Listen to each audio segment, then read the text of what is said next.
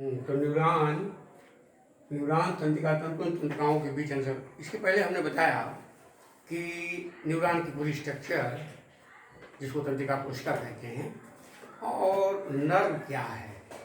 Nerve की परिभाषा हमने बताया कि विशेष प्रकार के संयोजी ऊतक की परतों से घिरे हुए तंत्रिका तंतुओं के समूह को ही तंत्रिका कहते हैं। अब तंत्रिका, अब हम एक रिलेशन हम जानेंगे कि न्यूरॉन में, तंत्रिका तंतु में और तंत्रिका में क्या संबंध है, आपस का एक रिलेशन बात करेंगे। तो यहाँ अंतर संबंध, न्यूरॉन्स, तंत्रिका तंतु और तंत्रिकाओं के बीच अंतर संबंध, inter relationship between neuron, nerve, fibre and nerves. जैसा कि हमने पहले बताया कि न्यूरॉन तंत्रिका तंत्र की रचनात्मक और क्रियात्मक इकाई है, यानी न्यूरॉन ही मिलकर के तंत्रिका तंत्र की रचना करते हैं और न्यूरॉन ही कार्य संपन्न करते हैं। जो भी कार्य होता है वो सब न्यूरॉन के द्वारा ही किया जाता है, इसलिए इसको तंत्रिका तंत्र की रचनात्मक और क्रियात्मक इकाई कहते हैं। न्यूरॉन के साथ साथ हमने बताया था कि न्यूरोग्लिया कोशिकाएं मिल करके, यानी ये जानो कि किसी भी तंत्रिका तंत्र के निर्माण में 90% न्यूरोग्लिया कोशिकाएं होती हैं जो सपोर्टिंग सेल्स होती हैं, और 10% न्यूरॉन मिलकर के तंत्रिका तंत्र का गठन करते हैं। तो तंत्रिका तंतु, नर्व फाइबर, हमने क्या बताया कि न्यूरॉन का एक्सॉन जो प्रवर्ध है वह झिल्लियों से घिरा रहता है, तो उसे तंत्रिका तंतु कहते हैं। न्यूरॉन तंत्रिका तंत्र की रचनात्मक क्रियात्मक इकाई हुई और न्यूरॉन का एक भाग एक्सॉन हुआ। एक्सॉन झिल्लियों से घिरा तो तंत्रिका तंतु बन गया, अर्थात न्यूरॉन का एक हिस्सा तंत्रिका तंतु बना देता है। और तंत्रिका तंतु जब विशेष प्रकार के संयोजी ऊतक की परत, विशेष प्रकार संयोजी ऊतक की परतें क्या हैं? पेरीन्यूरियम, इपीन्यूरियम, इंडोन्यूरियम, ये न्यूरियम है। पेरीन्यूरियम, इपीन्यूरियम, इंडोन्यूरियम, पेरीन्यूरियम, इपीन्यूरियम, ये सब मिल करके उस नर्व फाइबर यानी तंत्रिका तंतु को घेरते हैं, समूह उसका बनता है, तो उसको हम तंत्रिका कहते हैं। अर्थात न्यूरॉन से ही नर्व फाइबर बना और नर्व फाइबर ही झिल्लियों से घिर करके, विशेष प्रकार के संयोजी ऊतक से घिर करके तंत्रिका का निर्माण कर दिया। इस प्रकार न्यूरॉन तंत्रिका तंतु और तंत्रिकाओं का आपस में एक संबंध हो गया। अब यह बात आती है गैंग्लिया क्या है। केंद्रीय तंत्रिका तंत्र के बाहर न्यूरॉन्स का जो साइटॉन है वह समूह में इकट्ठा होकर एक ग्रंथि बनाता है, उसको नर्व ग्लैंड या गैंग्लियन कहते हैं, गैंग्लिया कहते हैं। ये गैंग्लिया दो प्रकार के होते हैं, सेरेब्रोस्पाइनल गैंग्लिया और स्वायत्त गैंग्लिया या ऑटोनॉमिक गैंग्लिया, या गैंग्लियन भी कह सकते हैं, ganglia. Cerebrospinal ganglia spinal cord के पृष्ठ मूल, डार्सल रूट, और क्रेनियल तंत्रिका जो ब्रेन से निकलती है, क्रेनियल तंत्रिका के संवेदी मूल में, सेंसरी रूट में जो गैंग्लिया पाया जाता है उसे हम सेरेब्रोस्पाइनल गैंग्लिया माने स्पाइनल तंत्रिका के पृष्ठमूल में, डार्सल रूट में,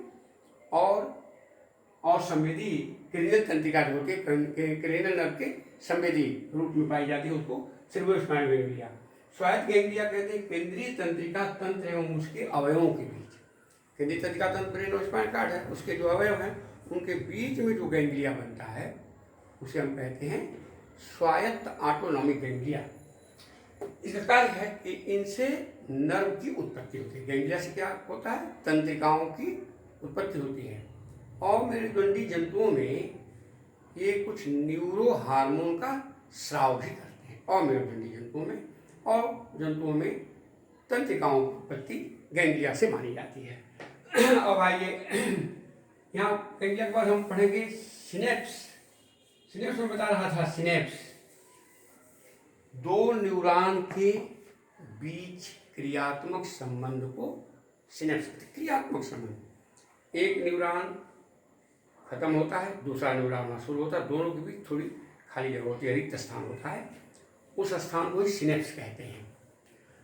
सिनेप्स तीन तरह का यहाँ पर सिनेप्स में बताऊँ, एक्सोडेंड्राइटिक सिनेप्स, एक्सोडेंड्रॉनिक सिनेप्स। एक्सोडेंड्रॉनिक सिनेप्स मतलब कि एक्सान का अंतिम सिरा डेंड्रान, दूसरे न्यूरॉन के डेंड्रान के साथ जब मिलकर सिनेप्स बनाता है तो उसको कहते हैं एक्सोडेंड्रानिक, यानी एक्सान और डेंड्रान के सिनेप्स बनता है, एक्सोडेंड्रानिक सिनेप्स कहते हैं। दूसरा है एक्सोसोमैटिक सिनेप्स। एक्सोसोमैटिक सिनेप्स का मतलब एक एक्सान का अंतिम सिरा दूसरे न्यूरॉन के साइटोन या सेल बॉडी के साथ मिला रहता है तो उसको एक्सोसोमैटिक सिनेप्स कहते हैं। और एक्सोनिक सिनेप्स, एक एक्सान का अंतिम सिरा दूसरे एक्सान के अंतिम सिरे के साथ मिलता है तो उसको एक्सोनिक सिनेप्स कहते हैं।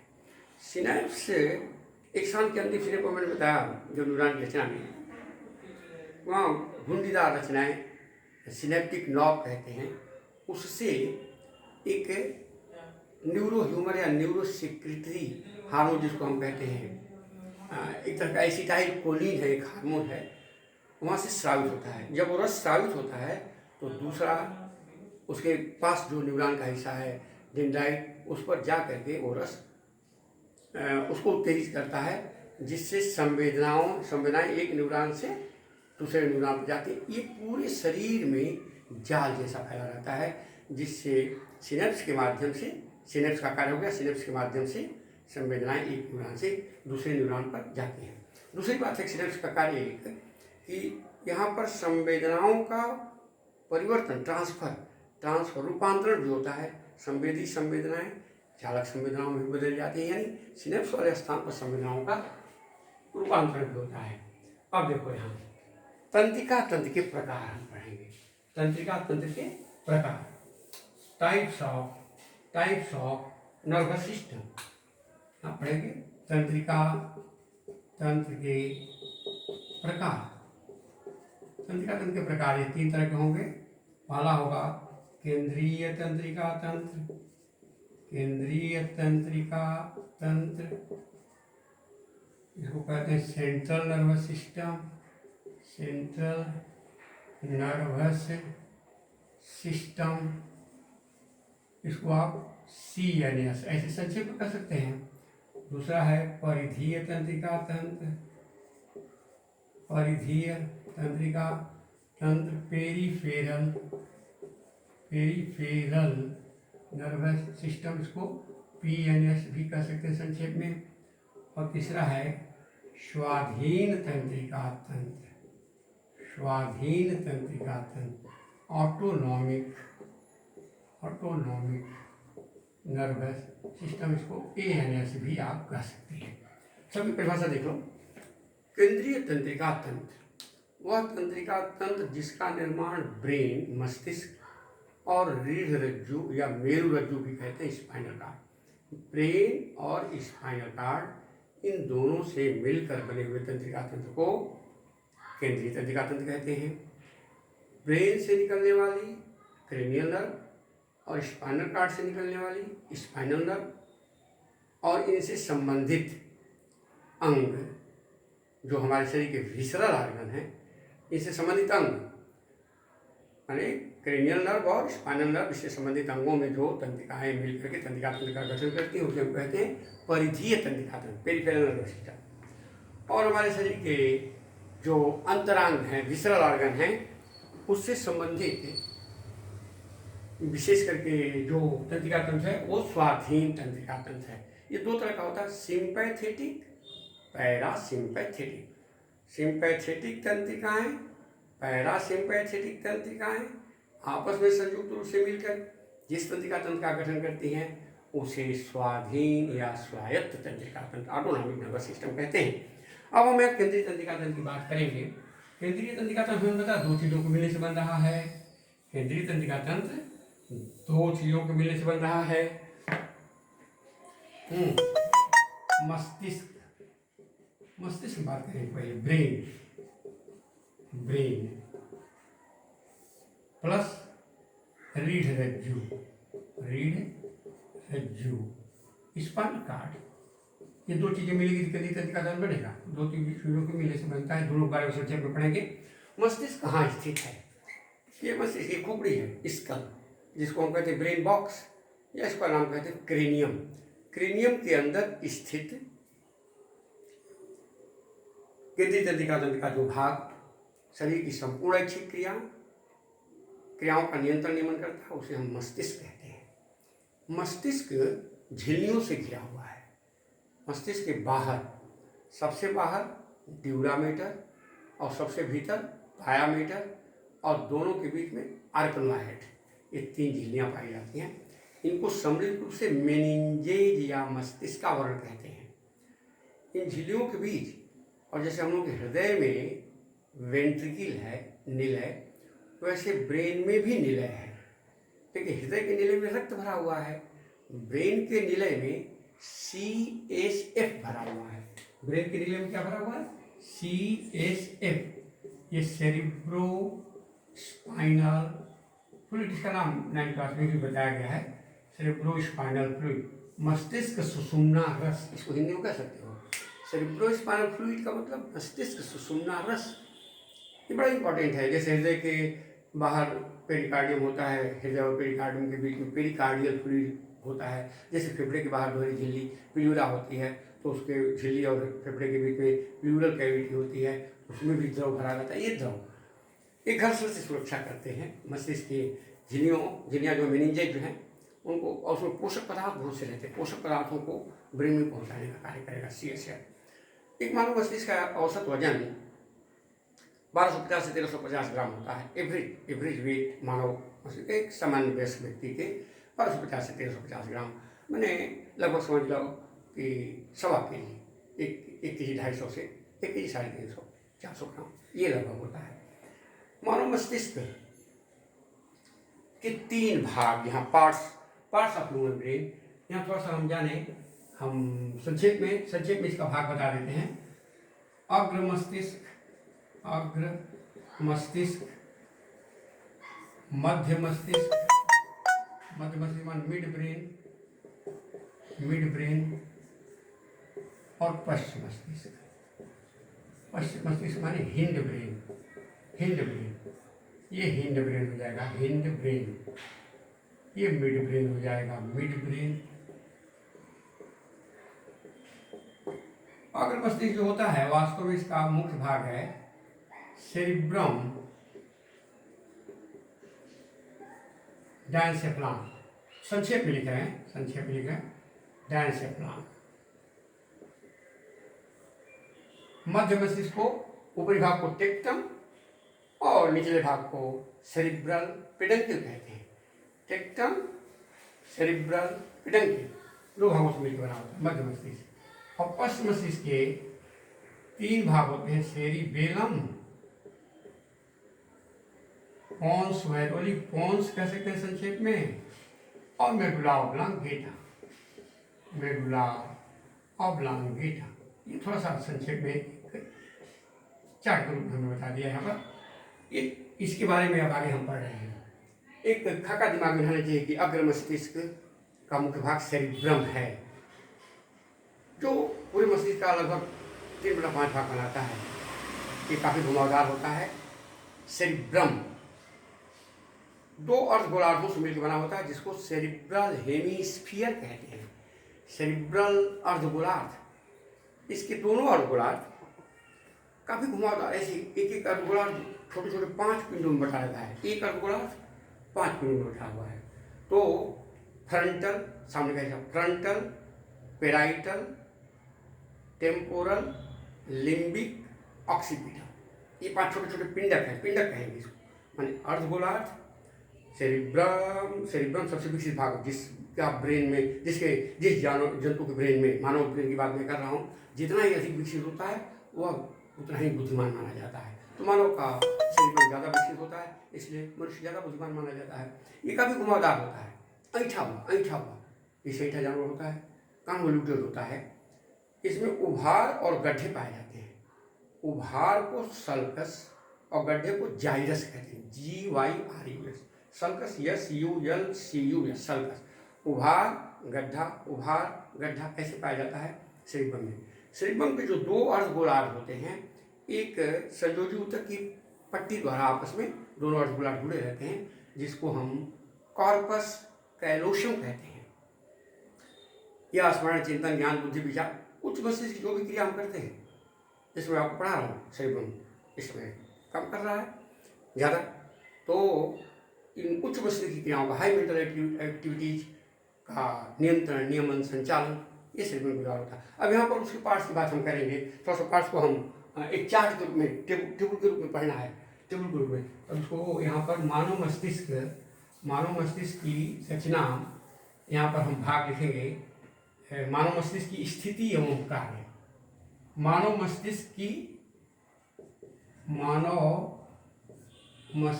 के जो भाग हैं, मानव मस्तिष्क के भागों, जो भाग इसके बताया हमने भागों की स्थिति, पोजीशन एवं कार्य, स्थिति एवं कार्य, location and function of different parts of human brain, मानव मस्तिष्क, ह्यूमन ब्रेन। अब यहाँ पर हम एक चार्ट बना लेते हैं, एक चार्ट बना लेंगे। जैसे पार्ट्स ऑफ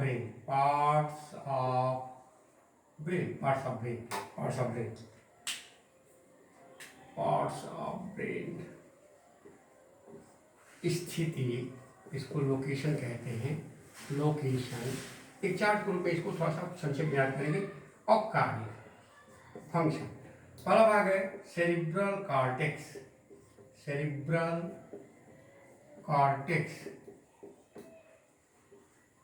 दूसरा भाग है थैलमस, तीसरा भाग है हाइपोथैलमस,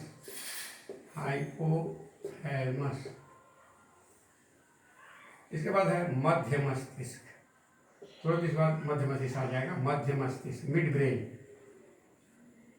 इसके बाद है भाग सेरिबेलम,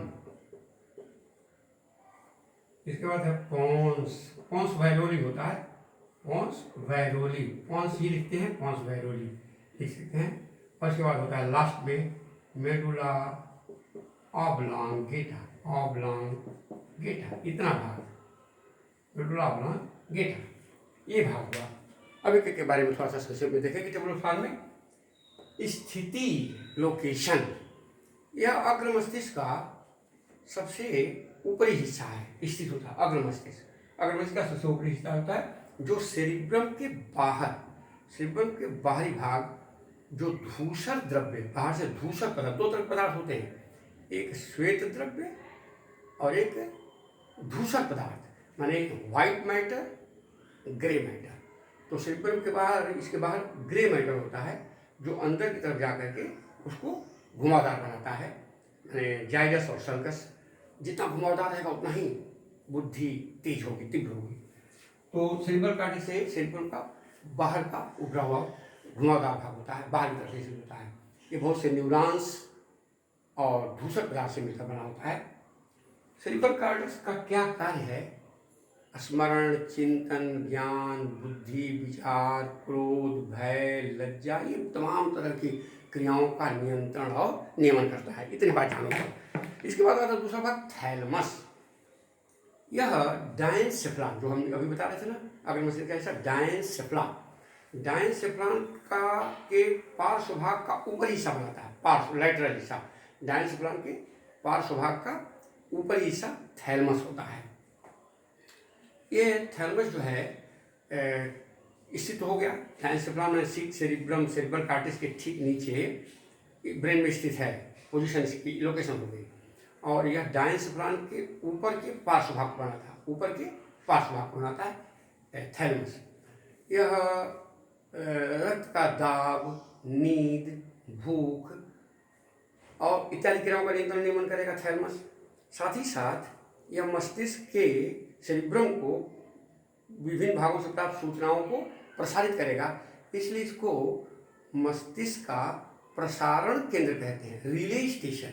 इस बात को थोड़ा सा जानो कि ये थैलमस जो होता है रिले स्टेशन की तरह से कार्य करता है। ये रिले स्टेशन जिसको हम कहते हैं प्रसारण केंद्र, प्रसारण होता है जैसे कहीं से किसी चीज का प्रसारण किया जा रहा है तो प्रसारण केंद्र का कार्य करता है। ताप, रक्तदाब, भूख, नींद इन क्रियाओं के नियंत्रण में भी काम करता है और विभिन्न सूचनाओं को शरीर की तरफ प्रसारित करने का काम करता है, इसलिए इसको हम मस्तिष्क का रिले स्टेशन भी कहते हैं। इसके बाद आता है हाइपोथैलेमस। हाइपो माने होता है नीचे। यह डायन सेप्लान का निचली पार्श्व भाग के नीचे निचली सतह बनाता है हाइपोथैलेमस। यह अधर सतह से, ये पृष्ठ भाग है ना, अधर सतह से, वेंट्रल सरफेस से ये साफ दिखाई देता है हाइपोथैलेमस। हाइपोथैलेमस से मैं बता रहा था पिट्यूटरी ग्लैंड जब हार्मोन में, तो हमने बताया कि हाइपोथैलेमस की न्यूरोसेक्रेटरी जो कोशिकाएं होती हैं न्यूरॉन्स, उससे हार्मोन्स का स्राव होता है। इसलिए यह हाइपोथैलेमस का मुख्य कार्य है, यह रक्तदाब, ब्लड प्रेशर, भूख, जनन संबंधी क्रियाओं, शरीर के तापक्रम का नियमन करता है। साथ ही साथ अंतःस्रावी तंत्र और तंत्रिका तंत्र, दो तंत्र की बात है। एक मानव शरीर में विकसित 11 तंत्र होते हैं, बहुत सारे तंत्र की बात पढ़ा होगा, पाचन तंत्र, श्वसन तंत्र, जनन तंत्र, रक्त परिवहन तंत्र, कंकाल तंत्र, ये तमाम तंत्र हैं। ये होता है तंत्रिका तंत्र और दूसरा हमने जो हार्मोन बताया वो अंतःस्रावी तंत्र है। तो हाइपोथैलेमस तंत्रिका तंत्र और अंतःस्रावी तंत्र दोनों तंत्रों के बीच में संबंध स्थापित करने का काम करता है। साथ साथ रक्तदाब और भूख, नींद का नियंत्रण करता है और जनन संबंधी क्रियाओं इत्यादि को कंट्रोल करके रखता है हाइपोथैलेमस।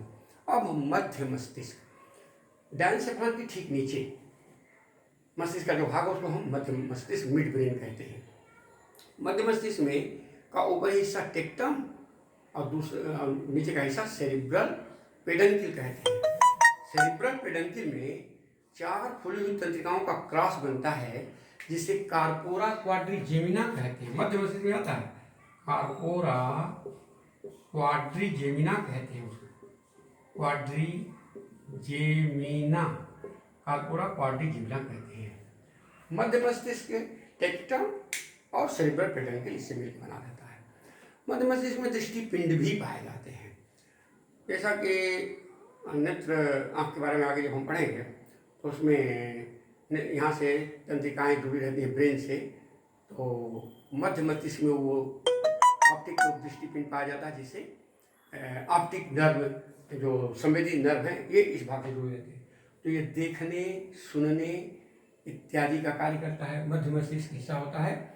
और साथ ही साथ अग्र मस्तिष्क को पश्चिम मस्तिष्क से सूचनाओं के आदान प्रदान में सहायता करता है। अब आता है सेरिबेलम। सेरिबेलम पश्चिम मस्तिष्क का हिस्सा है, जो पश्चिम मस्तिष्क का सबसे बड़ा हिस्सा है, जो ठीक मध्य मस्तिष्क के नीचे स्थित होता है।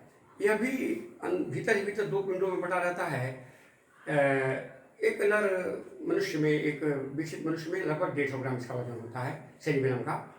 तो ये इसके भी भीतर ही भीतर 2 पिंड होते हैं जो वर्मिस नामक संयोजी ऊतक की तंतु द्वारा वर्मिस नामक रचना से जुड़े हुए रहते हैं। जैसे मैंने बताया सेरिब्रम के 2 अर्धगोलार्ध सेरिब्रल हेमिस्फीयर कार्पस कैलोसम नामक संयोजी ऊतक की रचना से जुड़े रहते हैं। तो सेरिबेलम के जो आधे गोले हैं वे आपस में जुटे रहते हैं वर्मिस नामक रचना द्वारा। सेरिबेलम का प्रमुख कार्य है, हमने स्थिति बता दी, मैंने कहाँ स्थित होता है, ठीक है मध्य मस्तिष्क के नीचे स्थित होता है। सेरिबेलम का प्रमुख कार्य है शरीर के विभिन्न अंगों की मांसपेशियों में समन्वय स्थापित करना तथा शरीर का संतुलन, बैलेंस, जिसको इक्विलिब्रियम कहते हैं, बैलेंस ऑफ द बॉडी बनाए रखने में सहायता करना। अब इसके बाद आता है पोन्स वैरोली। यह ठीक सेरिबेलम के नीचे स्थित होता है और शरीर के सेरिबेलम के नीचे स्थित होता है, एक छोटा सा हिस्सा है।